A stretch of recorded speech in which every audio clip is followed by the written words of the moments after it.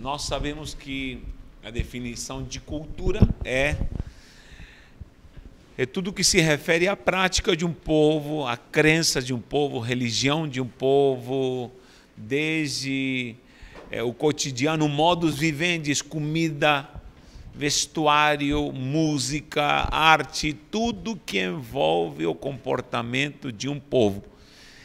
E cada país, cada lugar, cada geografia tem uma cultura. No Brasil, por exemplo, nós temos aí 27 estados. Se você vai analisar culturalmente a região do Sul, um estado do Sul, por exemplo, o Rio Grande do Sul, você vai ver uma cultura. Você vai para a Bahia, para o Nordeste, uma cultura totalmente diferente, que até podem parecer países diferentes. Então, a questão cultural ela varia geograficamente. Ela vai, quanto mais a distância, mais há variações nesse sentido. Por exemplo, é incrível, nós estamos aqui, a 1 hora aqui da Baixada Santista, aqui de São Paulo, da Grande São Paulo, e já a cultura é diferente. A cultura caiçara, devido a uma geografia de mar, clima, né, a pesca, isso que vem das raízes do passado, diferencia do paulistano, né, que vive no Planalto, né, e toda essa cultura, até dessa metrópole que é São Paulo, gerou uma cultura, né, fora as raízes alemãs, italianas que há em São Paulo, enfim. Então, a questão cultural é algo que deve ser muito analisado na questão missiológica. Por quê? Porque a missiologia ela te levará à transculturação, onde você não pode violentar a cultura de uma nação, né? Você não vai violentar a cultura, nem você vai impor a sua cultura. Nós vamos trazer um princípio espiritual, que pode até uma cultura espiritual, é a cultura do reino, do evangelho. Então, há princípios do evangelho. Todos os fatores que compõem uma cultura nem sempre estão de acordo com a cultura celestial, com a cultura do evangelho, com a moral e a ética do que é o padrão de vida cristã, né? Por exemplo,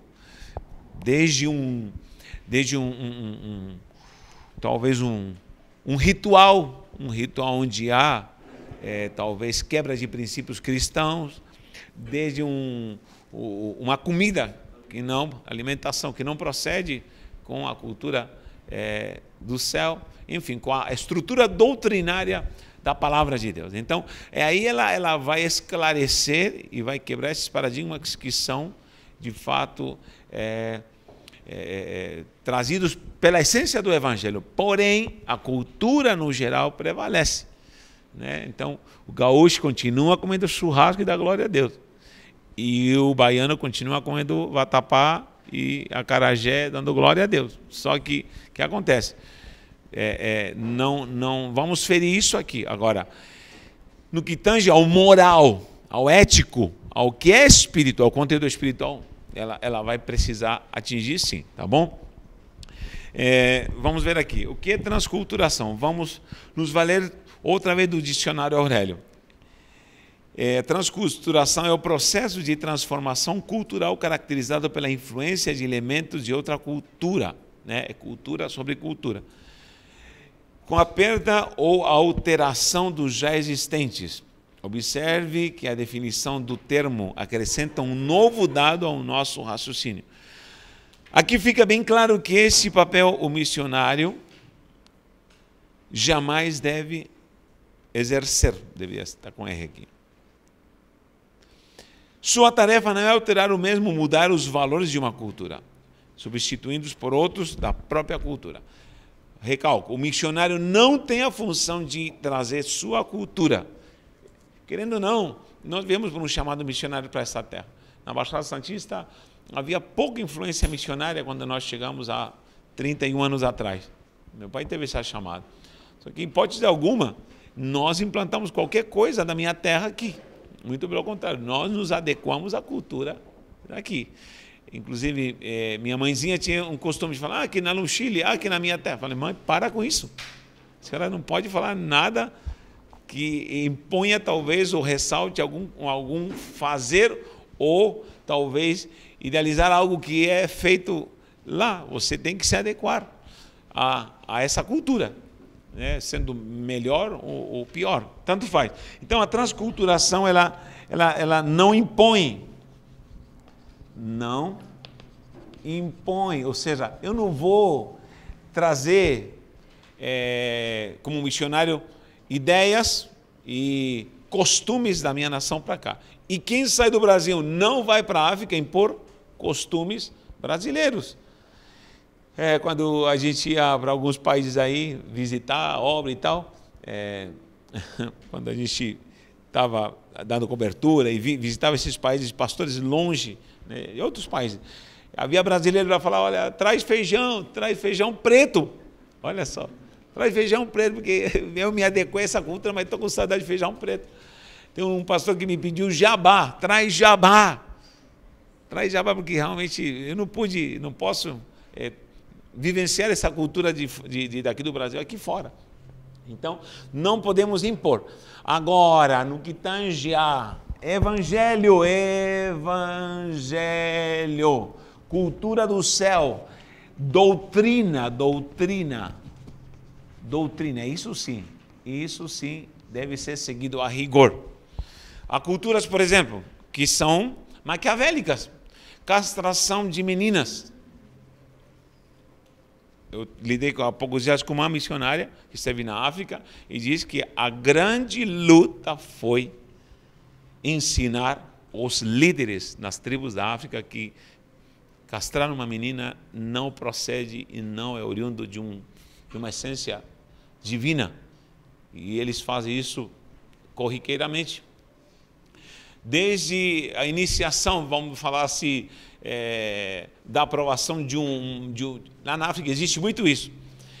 Quando o menino se torna homem, há rituais macabros, gente, que se eu falar aqui, vocês caem de costas, porque são rituais tão macabros para o menino provar aquele homem que fere totalmente o que é uma cultura celestial, uma essência de uma moral santa. E isso, logicamente, deve ser quebrado. Então, a doutrina, ela prevalecerá em qualquer lugar do mundo, porque ela é atemporal, ela foge a território e ela traz padrões de ética, de santidade. E com essa cultura é que se vai para o céu. Se eu fujo a isso, não tem como.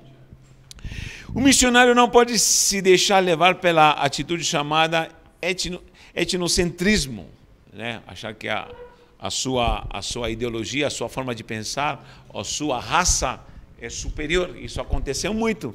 Muito missionário europeu, muito missionário americano adentrou em certos lugares achando que ele iria impor ideias e muitas vezes se sentindo superior. Isso também deu blackout, deu problema, deu rejeição em muitos lugares. Então, não é a missão da igreja essa daqui. Então, a glória verdadeira é trazer a essência da cultura cristã, com base na palavra de Deus, na doutrina cristã, preservar o máximo de costumes que não interferem na minha fé e, de fato, transformar algo que é culturalmente satânico, humano, pagão, que não serve. Isso pode ser mudado quando há um espírito sadio e santo em nome de Jesus, ok? Por incrível que pareça, por exemplo, isso não se percebe, mas, por exemplo, no Brasil, a forma de cantar, de adorar, nós adoramos oriundo de uma cultura anglo-saxônica. A enologia batista, presbiteriana, tudo isso vem, não é a maneira de adorar. Agora, se você vá a raízes brasileiras e você encontrar um corinho com cavaquinho, com batucada, é mais raiz brasileira. Onde se diz assim, esse irmão é pentecostal do jeito que ele canta. Na verdade, essa é a maneira como o brasileiro deveria cantar. Então, essa compreensão de de compreender que há uma grande mistura, é que me faz formar, na verdade, uma igreja que está apta para entender que nós somos oriundos da Europa, temos raízes aqui indígenas, afros e toda aquela miscelânea que só no Brasil tem. Então, é complicado, gente, é complicado. Eu pergunto para você, qual é a melhor cultura que tem? Quem pode me dizer? Qual é a melhor cultura que tem? A minha. É a minha, a melhor. Vai me ensinar. Vai em qualquer lugar do mundo, pergunte para o brasileiro do que ele tem saudade. Ele vai falar, é do Brasil. É? Eu estava em Salvador. Né? Salvador, olha aí. A igreja lá, começa os louvores lá normais. De repente o negócio vira uma batucada lá. Batucada em Salvador, vai.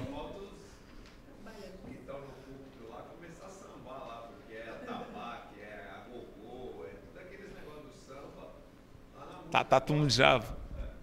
E agora? E aí vai. Não tem como. Faz parte de raízes nossas, né? A questão do samba, principalmente eu que cheguei a um meio pentecostal, quando se cantavam os famosos corinhos aqui, e eu falei, isso aqui é samba. Isso aqui é samba, isso aqui é samba. É samba pura. Mas tá impregnado, né? Bom, essa é a transculturação, quando você entende que você tem uma cultura pessoal que não deve ser imposta, mas você traz uma acima de todos, que é a cultura santa do céu. Amém? Olha o que diz a página 7, diz assim, para guardar. O papel do missionário não é alterar ou mesmo mudar os valores de uma cultura.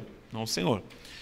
O compromisso do missionário é com os princípios bíblicos. Os princípios bíblicos podem exercer influência e alterar situações contrárias à fé cristã. Isso está na página 7. Não se deve importar ou adaptar modelos de outros contextos culturais. Tá bom?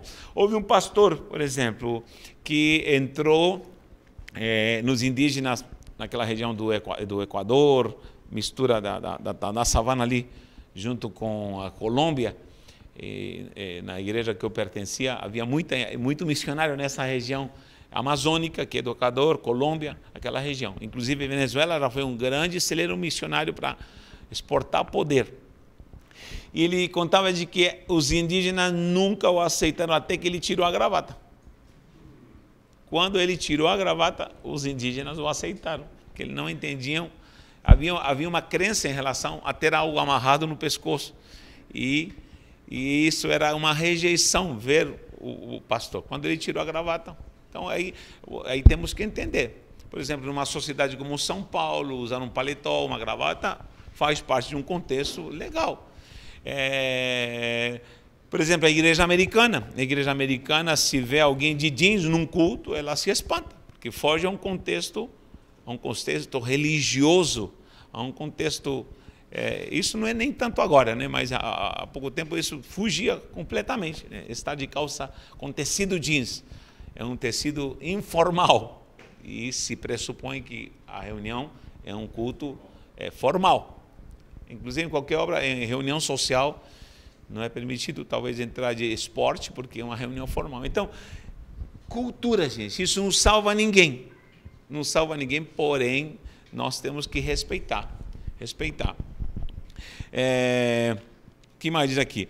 O que é missões transculturais? O prefixo trans deriva-se do latim, significa movimento para além de. É quando eu, querido, vou começar a transpor, vou começar a derribar, a me abrir para uma nova dimensão. E aí que a igreja precisa se posicionar. Porque assim, quando nós entramos na visão transcultural, é conscientizar-se, abrir-se para entender que a igreja precisa atingir outros povos.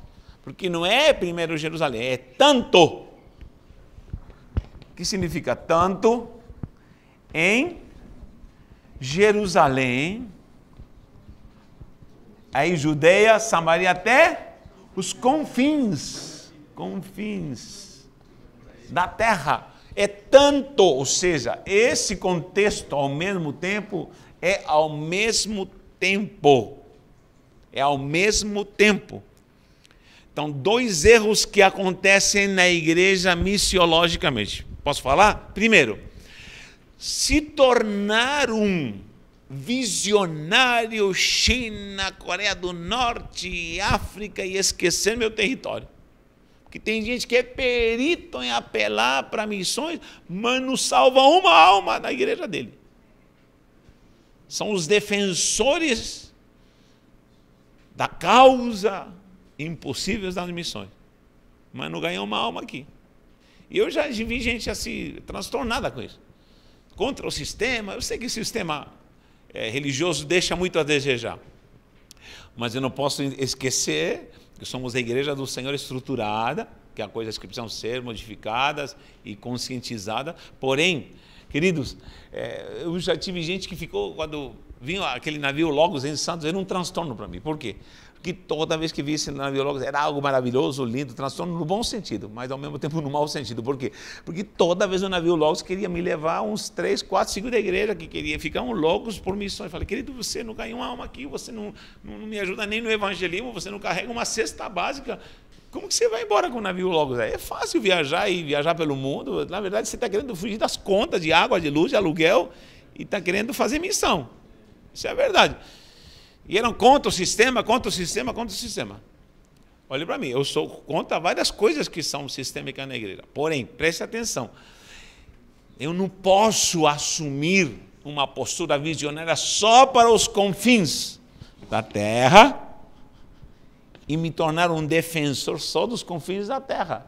E me esquecer, em primeiro lugar, da minha Jerusalém, me esquecer do meu estado de São Paulo, me esquecer do meu Brasil, do meu Nordeste brasileiro e até a África.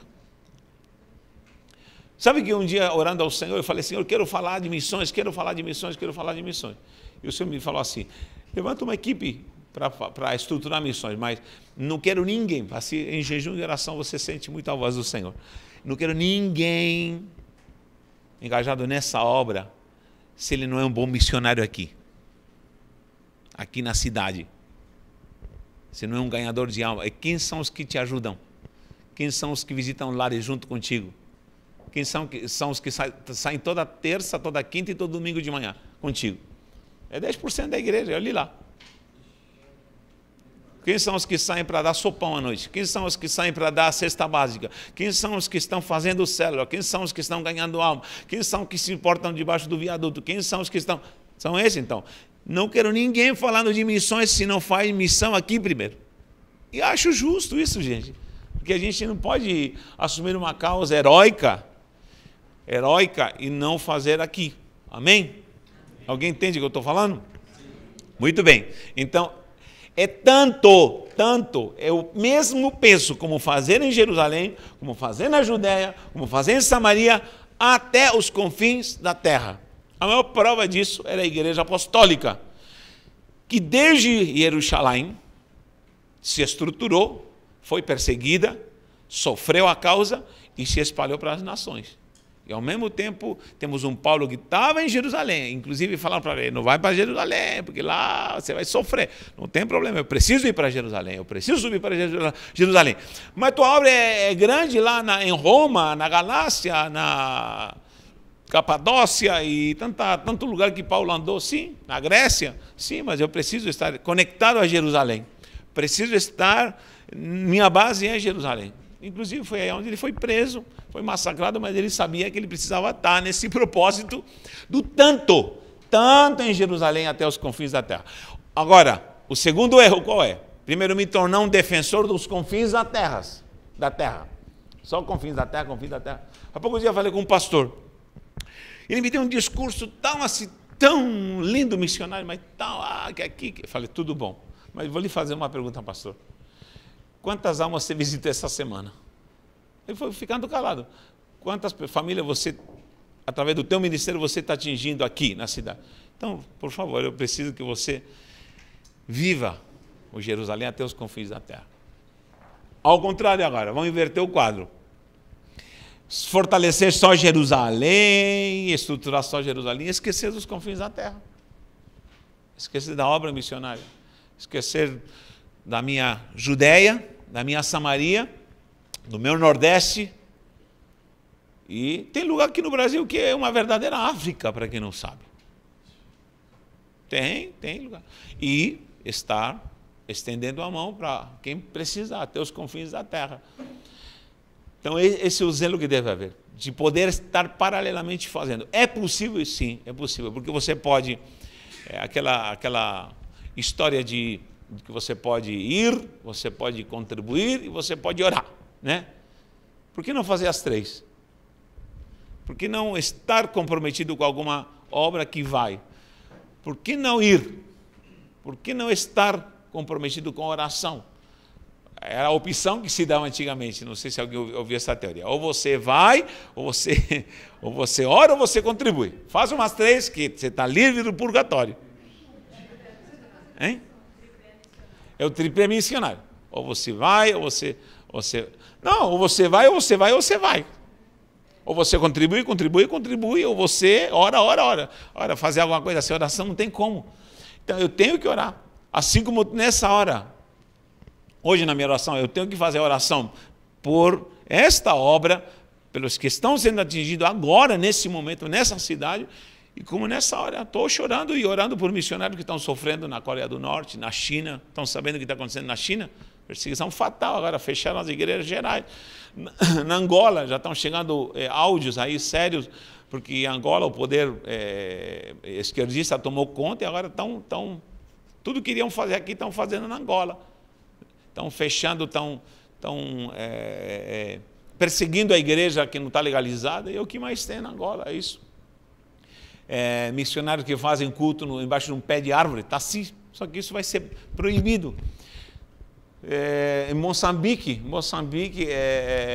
além da fome e da necessidade, olha, com R$220 é um salário mínimo lá em Moçambique. R$220 é um salário mínimo, que um trabalhador, quando tem trabalho, estou falando de carteira assinada oficialmente, em Moçambique, quando ele vai ganhar R$220. Agora, se é um camponês, que a maioria trabalha por a troca de comida, é absurdo. Inclusive, nós estamos organizando o trabalho ali na África, lidando com pastores na África, onde me falaram, não manda R$100 para lá, porque o pastor vai se perder. Com R$100 ele se perde.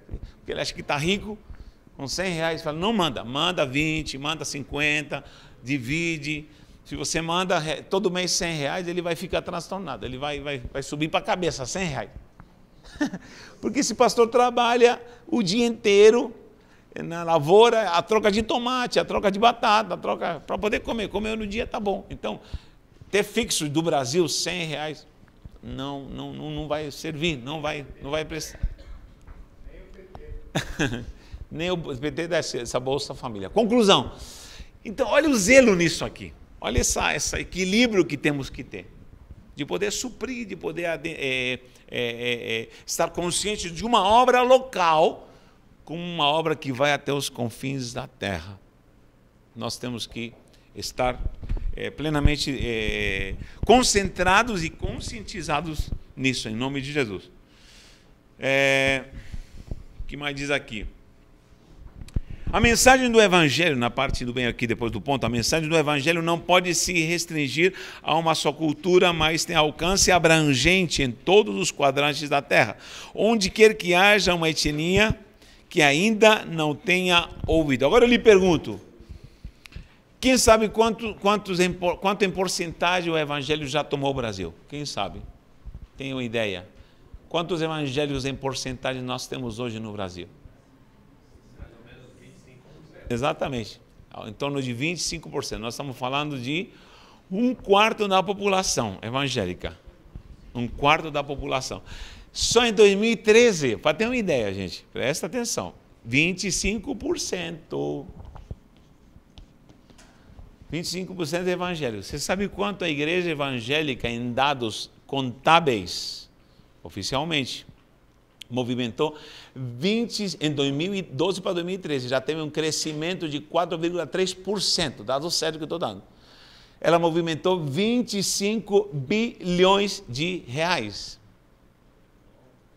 Igrejas contábeis que estão contabilizadas, fora ministérios pequenos que nem CNPJ tem, que vocês sabem que existe isso também. Então são 25 bilhões. Imaginem se fosse 50%. Então, querido, a igreja, eu louvo a Deus de uma maneira, num perfil. Eu louvo a Deus porque a igreja se potencializou. Louvado seja o nome do Senhor, que a igreja, ela movimentou, querendo ou não. E é através de quê? De doações, essas estatísticas através de compras, de prédios, de construção, que isso é normal, gente. A gente não pode fugir de uma realidade urbana da igreja.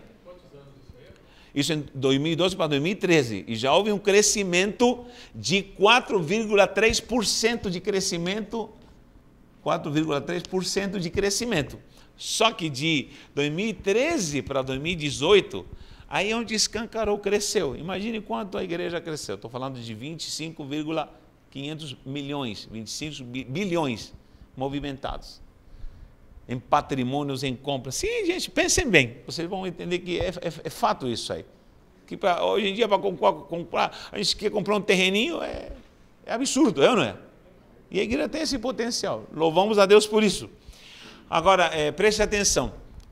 Imaginem com toda essa estrutura, com toda essa mecânica, e onde a gente encontra crente, oh glória, oh glória, oh glória. Imagine numa nação onde 1% de crentes somente se manifestam.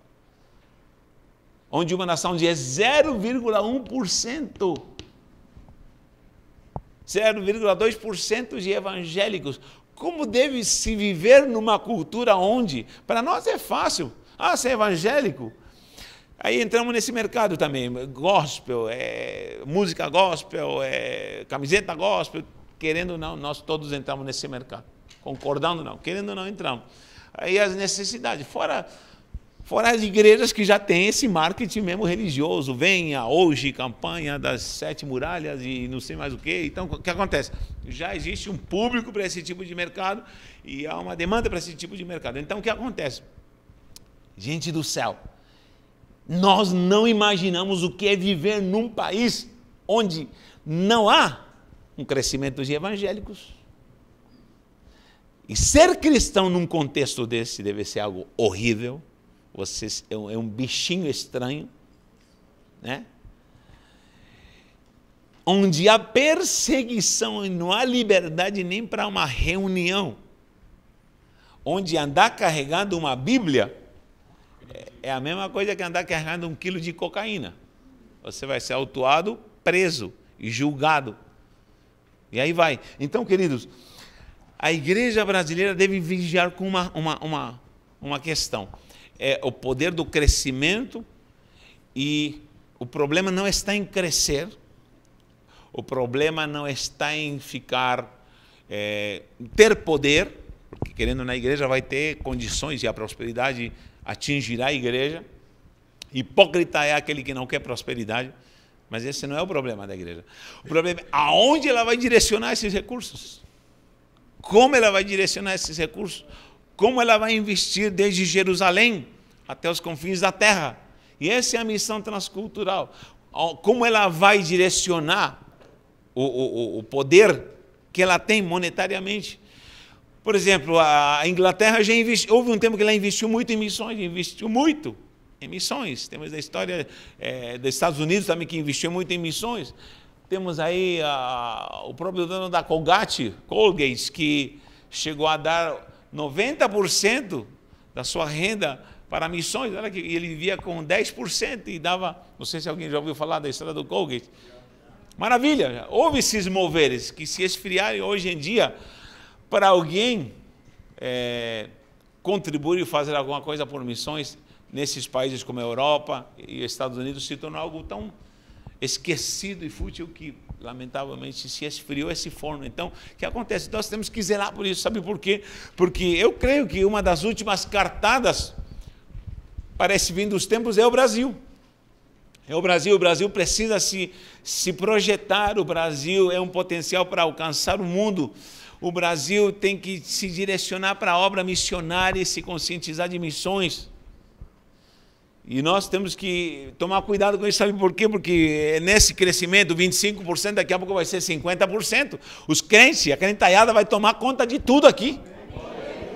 Glória a Deus, eu quero que se fale língua desde o Planalto até a última favela. Isso vai acontecer. Mas, por outro lado, o cuidado que nós vamos ter que ter. O grande zelo que nós vamos ter que ter. Que isso aconteceu em Roma.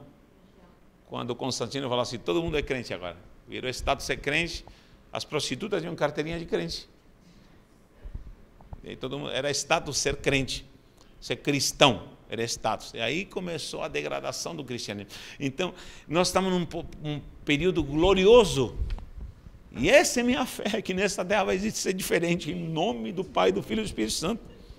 Aqui vai ser diferente, aqui nós vamos dar a reviravolta e vamos quebrar esses paradigmas e de ideias que já, e fatos que já aconteceram em outros países que foram celeiros para missões. E sabe qual é o primeiro sinal quando a igreja começa a se perder? Anote esse sinal. O primeiro sinal é quando a igreja começa a perder medo do inferno e se esquece da glória de ir para o céu. Começa a viver na terra, isso, exatamente. Quando a igreja esquece e não tem mais medo do inferno.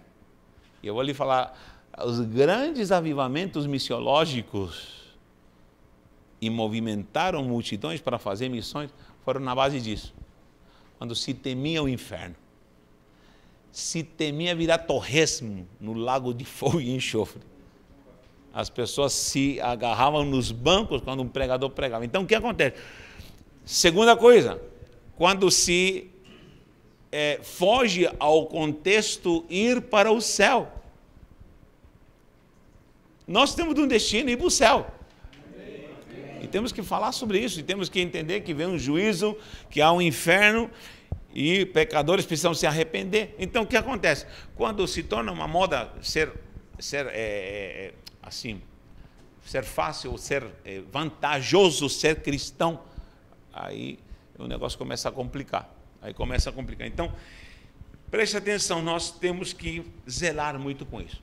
Eu não sou pregador de miséria, porque já vivi muita miséria e Jesus me libertou disso. Já fui muito açoitado pela igreja da autocomiseração, né? Onde missionário é o que sofre. Inclusive, digo mais, tem pastor na África que já ficou entendido, falou, querido, não nos mandem, por favor. O missionário fala, não nos mandem missionários para sofrer aqui junto com a gente, pelo amor de Deus. Mande empresários para abrir empresa aqui. Mande professores para ensinar as nossas crianças. Mande médicos ricos para abrir clínicas aqui. Estamos cansados de ver brasileiro passar fome junto com a gente, chorar e morrer com a gente aqui. Espertos, entendidos os africanos. É lógico, é isso que a igreja precisa. A igreja não precisa de um cidadão que já tentou em 10, 20, 30 empregos e não deu certo e fracassou e diz, não, meu chamado é África. E vai para lá e vai sofrer, vai passar fome e depois todo mundo diz, para que mandaram esse traste para cá? Nós temos que ajudar ele aqui. Tem sentido ou não tem sentido? Agora, a África está pedindo isso. Estou falando porque estou lidando com pastores da África. A África está pedindo isso. Mande empresário. Nada bobo, né? Lógico que mande empreendedor. É lógico que há uma cultura satânica em muitos países da África que não quer que a África progrida. Vocês sabem disso. O governo investe para que a África se mantenha, eles têm o poder escrava e submetida a essa cultura demoníaca. Só que a África é muito rica, para quem não sabe.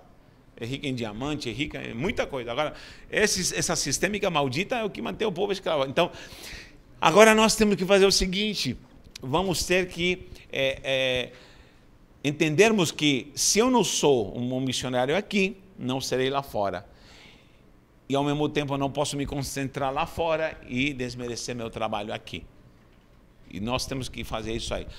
Todos orando, todos contribuindo e todos fazendo alguma coisa. Tanto em Jerusalém, Judeia, Samaria, até os confins da terra. Quem entende isso? Diz amém. Precisamos ver isso em nome do Senhor Jesus. Amém? Porque vou lhe falar uma coisa que talvez você já sabe.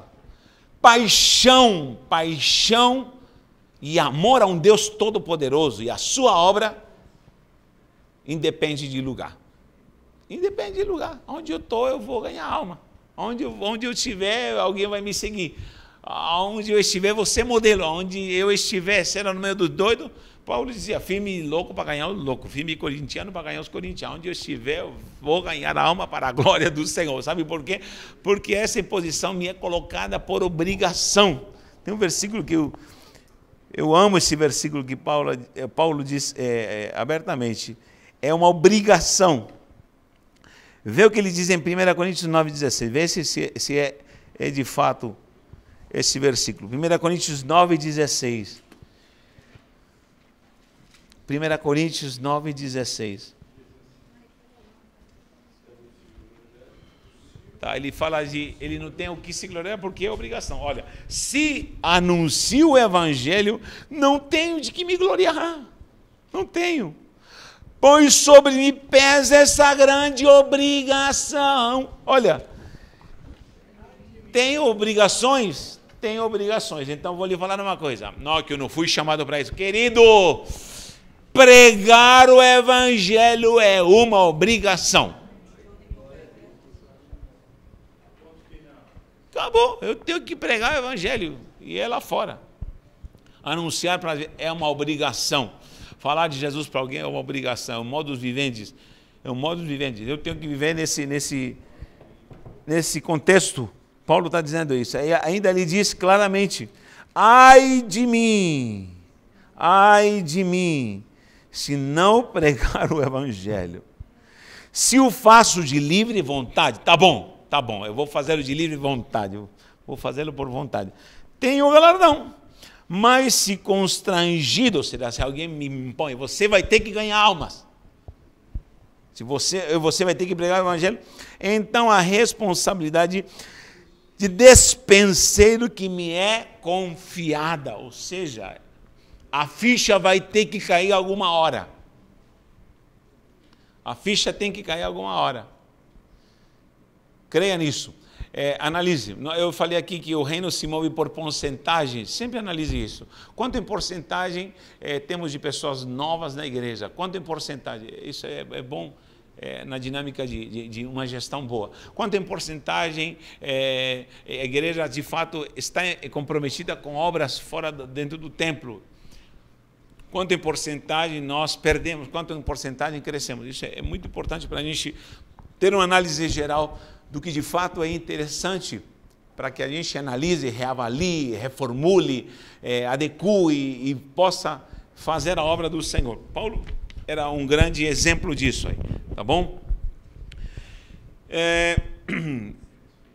Nessa missão gloriosa de levar o evangelho, não é levar estereótipos aqui, não é levar estereótipos de uma cultura para outra, mas é no dizer de Larry Page, a proclamação do amor de Deus que ultrapassa as fronteiras culturais, raciais, linguísticas.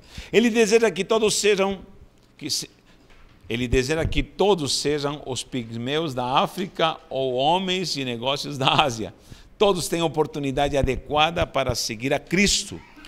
Você observou que o autor citado usou como exemplo 2 grupos de pessoas culturalmente opostas, que estão em polos distantes e costumes distintos, mas são alvos da graça de Deus e precisam conhecê-lo em seu próprio meio. Para que nenhum pereça, disse o apóstolo, para que nenhum pereça, para que ninguém se perca, para que todos alcancem e serão alcançados em nome do Senhor. Não tenho tempo para ler tudo isso aqui, mas vocês vão lendo e vão saboreando aí toda essa ideia da apostila vai passando. Para guardar. O evangelho está acima das nossas concepções humanas. Quando nós falamos em missiologia, ressaltamos ideias sobrenaturais e princípios da palavra, doutrinariamente. Não é o que eu acho, o que eu penso, não. É o que a palavra ordena. O evangelho deve valer-se dos elementos éticos de cada cultura para ser proclamado. Sim, há coisas que fazem parte de uma etnia, de uma cultura, eu não vou violentar isso. A cultura tem que se curvar ao Evangelho. Com certeza, a cultura vai ser dominada pelo poder da doutrina, da santa doutrina do reino de Deus. É preciso descobrir o approach de cada cultura, os pontos approach, ou seja, o contato. O approach é quando você se liga, você descobre qual é o veio que eu vou entrar em algum lugar, qual é o vínculo, qual é... Por exemplo, tem lugares onde há muçulmanos, onde as mulheres começaram a dar aula de costura, e a mulher muçulmana tem muito esse hábito de costurar. Então, um hábito é a questão do ensinar alguma coisa. E se descobriu na alimentação. É incrível como na alimentação você ganha uma alma através do promover algum tipo de alimento.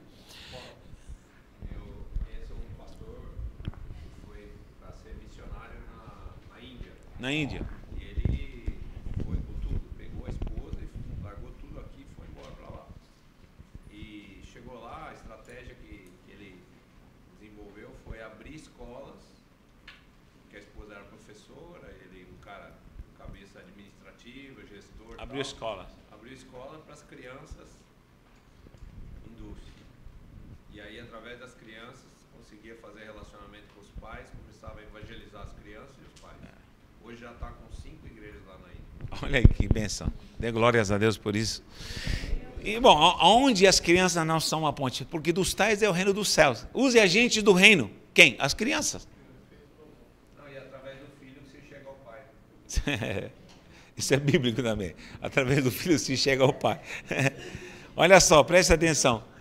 Nas favelas, crianças, as nossas células todas, a maioria iniciaram com crianças. Não é? Chama as crianças. Nós temos uma equipe de carros que vai buscar pessoas que já estamos visitando, às vezes são de lugares periféricos, e quem são os fiéis que promovem a ida dos pais para a igreja? As crianças. E nós fazemos a lavagem cerebral nas crianças. O tio vai vir buscar, vocês estejam preparados. Lembra o teu pai.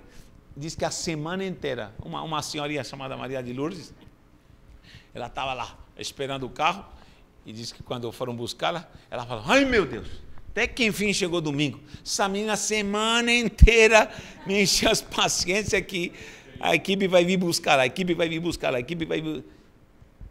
E quando foi a primeira vez para a igreja, eram 3 crianças na verdade, dessa casa, todas assim limitadinhas, muito simplesinhas, e a avó teve que acompanhar, depois foi a mãe, e aos poucos tá vindo a família.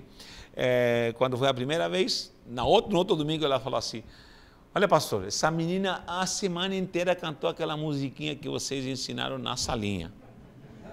Se Cristo no barco vai tudo, como é a música? Se Cristo no barco, eu nem sei a música, mas ela cantou assim, mas a senhora prestou atenção, é verdade, falou. Se Cristo está no barco, vai tudo bem, vai tudo bem. E ela me encheu as paciências a semana inteira e essa música não sai da minha cabeça. E a mulher não é que aceitou a Jesus, porque entendeu que se Cristo não está no barco, nada vai bem, então. Se Cristo está no barco, ela entrou na unção, porque, de fato, crianças. Então, está aí a sugestão de como atingir, de como descobrir uma estratégia. Tudo é uma estratégia. Tá bom, querido? Nós somos um povo chamado. Página 8, temos uma virtude gloriosa que é atingir povos não alcançados. Aonde? Na China, na Índia? Sim, também. Mas aqui também há povos não alcançados. Desde missões urbanas até os confins da terra. Povos não alcançados. Amém? Eu preciso entender algo. Claro, tudo começa com uma chamada. Eu tenho um chamado. Chamada. Essa chamada me leva ao ide. O ide fazei, ide fazei, ide fazei, ide fazei discípulos. Essa é a primeira ação de uma chamada de Jesus, que me deixa, às vezes, largar um contexto de vida, onde haverá mudança, transformações, e eu vou ter que atender, e isso tem que ser a priori na minha vida, a essência da minha vida.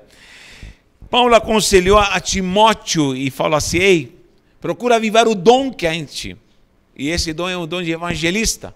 Você tem essa chamada.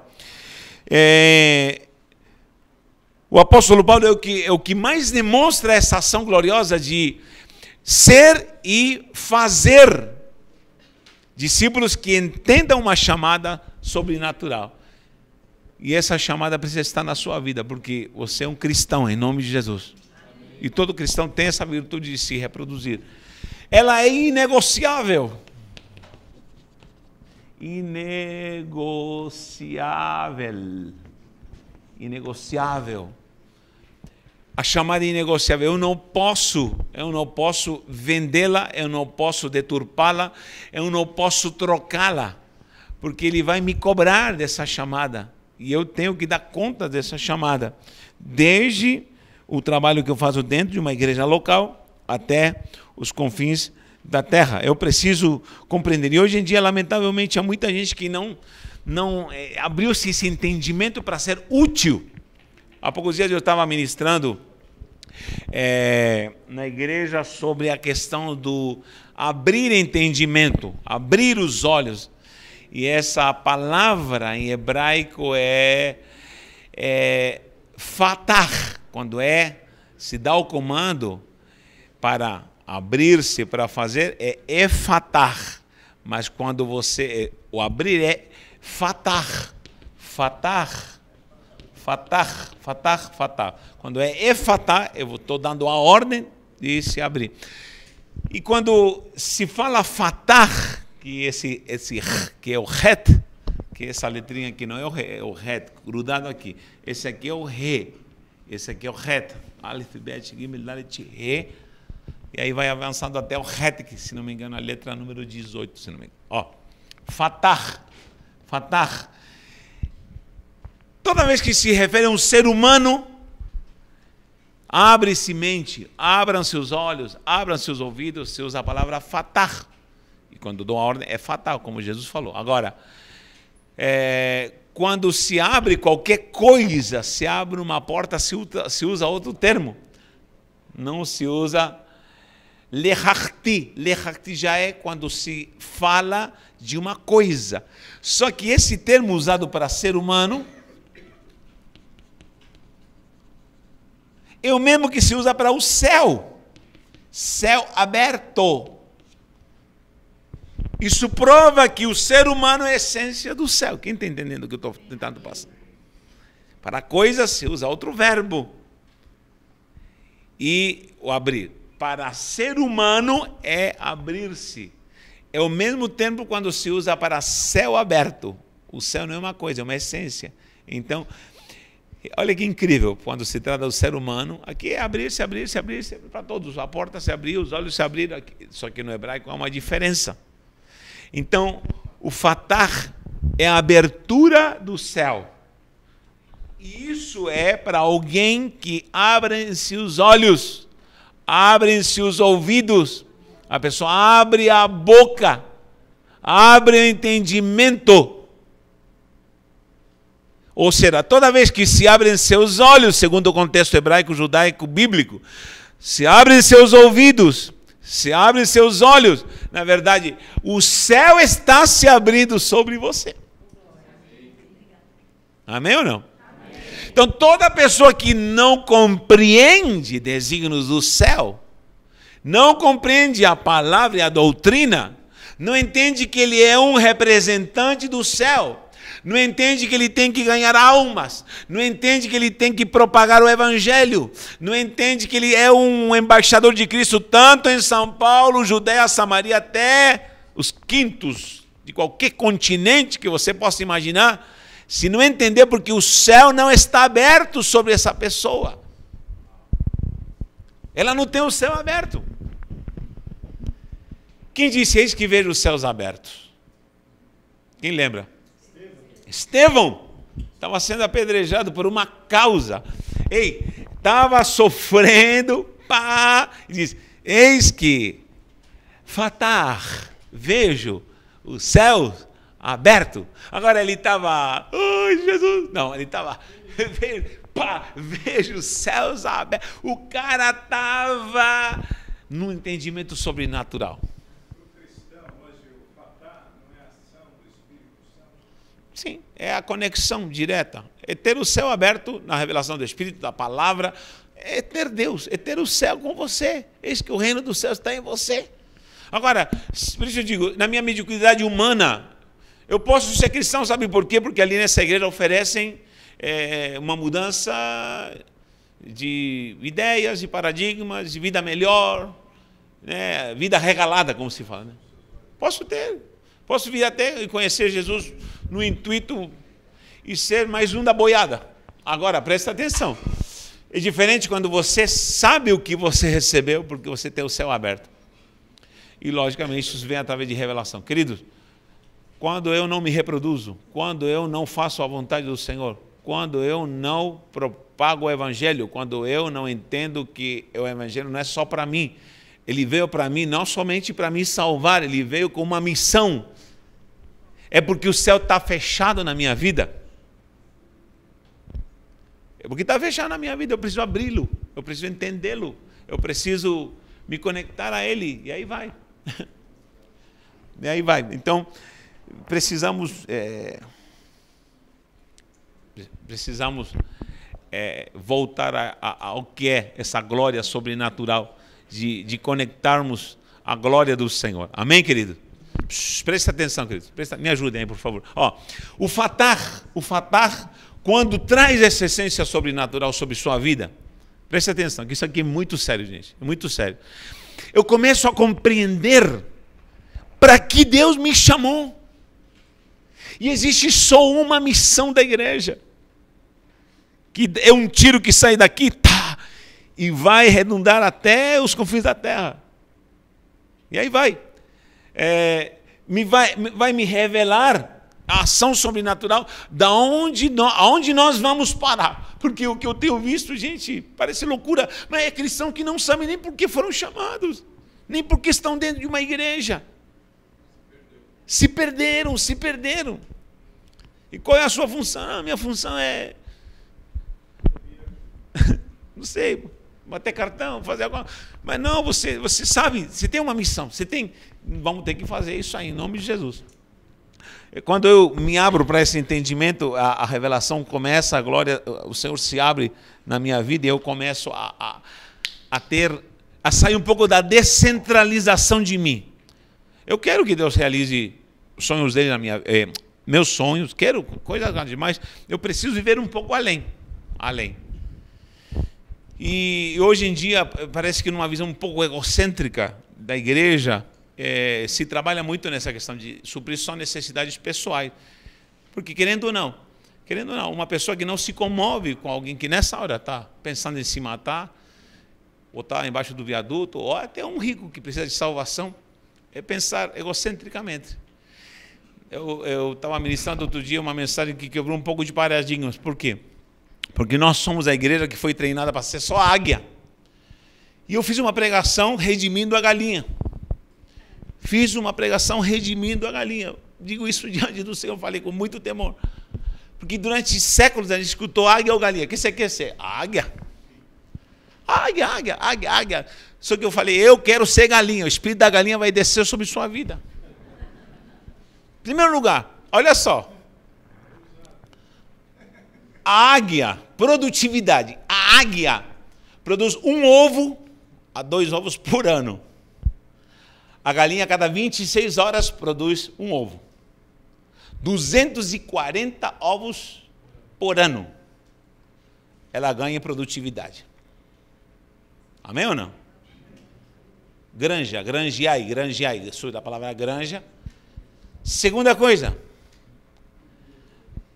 A galinha, primeiro é produtividade. Segunda coisa é utilidade. Quem já comeu carne de galinha aqui? Perdão, carne de águia. Bife de águia. Filé de águia. Agora, me diga uma comida com frango aqui. Tem de tudo. Inclusive é o alimento que mais é útil, é mais usado no mundo inteiro. O Belarmino lá está está sendo abençoado porque a mãezona aqui abençoada deu ideia de criar galinha. Compra frango. E eu sei que o negócio está multiplicando, porque o negócio multiplica rápido. Só que a águia, 2 ovos no máximo. Quando nascem os 2 filhotes, sabe, o negócio é tão ruim que um filhote tenta matar o outro para sobreviver. Só ficará um. Agora, é 1 ou 2 filhotes por ano. Se houver um galo que fecunde, nós vamos ter uma ninhada de 5, 10, 15, 20, até 30 chocando embaixo. E Jesus nunca disse, eu quis ser como uma águia, disse, eu quis ser como uma galinha, que quis juntar os pintinhos embaixo das asas. Eu fui redimindo a galinha. Terceiro, companheirismo. A águia é solitária. Solitária. O macho fica um tempo no ninho e depois se manda. Outra coisa, ela é tão solitária que cumpriu-se o período da mãe criar os filhotes, ela os empurra do ninho. Se ele não o voa, se esborracha e morre. Olha que mãe maldita. Agora, vá mexendo um pintinho embaixo da asa de uma galinha. Vem aqui para as asas. Jesus falou assim, quantas vezes eu quis tirar a galinha? Vem aqui. A águia pensa em coisas grandes. Sim, e zombaram da galinha, porque a águia tem olhos frontais, só que ela é predadora, ela só consome. A galinha é produtora e reprodutora. Terceiro, a águia morre nas alturas. A galinha só fica de lado olhando para o terreno dela. Mas olha, tanto o terreno que está zelando para o seu território. Às vezes estão pensando em algo tão grande, mas às vezes Deus está falando, olha para aqui, para o chão. É para essa coisa tão simples, tão simples, tão simples. Terceiro, companheirismo. A águia tem território. Quarto, quinto, sei lá. A águia, ela domina nas alturas e vive em disputa de territórios, mas a galinha é companheira. Você pode ganhar 200 galinhas e frango num galinheiro, todas vão estar juntas. E todas vão estar em unidade e todas vão estar se multiplicando. E o galo ainda fazendo a festa. Então, queridos, é unidade. Sabe o que está faltando hoje em dia? Conclusão. Está faltando na igreja, sabe o quê? Um pouco mais de simplicidade. Vamos ter coisas grandiosas, vamos ter coisas preciosas, vamos alcançar coisas grandes, vamos dominar muitas coisas, mas está faltando um pouco de simplicidade, está faltando um pouco mais de companheirismo, está faltando um pouco mais de querer compartilhar o pão com quem precisa. Nós precisamos disso, gente. O crente, bom, eu já escutei livros e tantos pregadores falando, águia ou galinha, o que você quer ser? Águia, só águia. Só que a simplicidade da galinha me ganhou. Principalmente quando me encontrei em Mateus, estava lendo Mateus, relendo Mateus, e encontrei quantas vezes quis ser como uma galinha, juntando. E aí achei outro versículo, que fui para a concordância em Obadias, diz assim, se fizeres como a águia nas alturas do teu ninho, de lá eu, o Senhor, te derribarei. Meu Deus, se fizeres como a águia nas alturas do teu ninho, lá de cima eu vou te derribar, diz o Senhor. E aí me arrepiei, falei, meu Deus, tem sentido. Então, sim, eu preciso me renovar como águia, como diz o Isaías, e aí vai. Só que a igreja precisa ter essa simplicidade de voltar a ser, talvez, uma reprodutora, uma companheira, um ser que cuida do seu território. O inimigo, às vezes, está nos roubando coisas tão simples e tão cotidianas, porque estamos preocupados em só coisas talvez absurdas. Então, em nome do Senhor, nós precisamos voltar à simplicidade e à graça. Agora, não quero dizer que com isso não podemos investir na igreja local, na igreja dinâmica, desde uma cidade como São Paulo até os confins da terra. O que eu vejo nessa hora, onde precisamos de homens que tenham o céu aberto sobre ela, tenham a glória do reino, tenham a virtude do Senhor e tenham um coração atento, atento. Lembra dessa palavrinha aqui? Quem lembra dessa palavra? Que significa sim leve. Eu já falei aqui, se não me engano. Sim leve em hebraico, que não se escreve assim, estou translitando. Sim leve. Coloca o coração. Sabe que essa palavra significa literalmente, em hebraico, sim leve significa atenção. Atenção. Nós falamos atenção, classe. Atenção, irmãos. Normal, né? Atenção, prestar atenção, ficar atento. Só que em hebraico, sim leve coloque o coração. Porque toda pessoa que está distraída é porque ainda não colocou o coração no que está sendo falado. Quando um filho não presta atenção no pai, filho presta atenção, o judeu, o hebraico fala do filho, coloca o teu coração naquilo que estou te ensinando. Quando alguém não prestou atenção, não prestei atenção porque peguei a chave. Às vezes eu falo com meu filho, estou te dando na tua mão, hein? Onde está a chave? Onde deixei a chave? Falei, eu te dei na tua mão. Se vira agora, onde está essa chave? Ele fica, sabe que você não prestou atenção. No hebraico está dizendo, você não colocou o coração no que eu te pedi. Se você tivesse colocado o coração na chave, você entregaria na minha mão. De volta. Tá bom, pai. Quantas vezes falamos, tá bom, pai? Então, por que não damos certo em muitas coisas? Por que não queremos abrir uma célula? Por que não queremos ganhar alma? Por que não queremos evangelizar? Por que não nos importamos com São Paulo? Por que não nos importamos com o Brasil, com o Nordeste e até os confins da terra? Porque ainda talvez não colocamos o coração, não prestamos atenção como Deus gostaria que a gente prestasse atenção. Sim, leve. Está dizendo, põe aqui o teu coração. Amém? Que Deus nos dê graça para a gente entender um pouquinho mais daquilo que o Senhor quer nos ensinar, porque a gente não é nada, não tem nada e precisamos cada dia mais dele.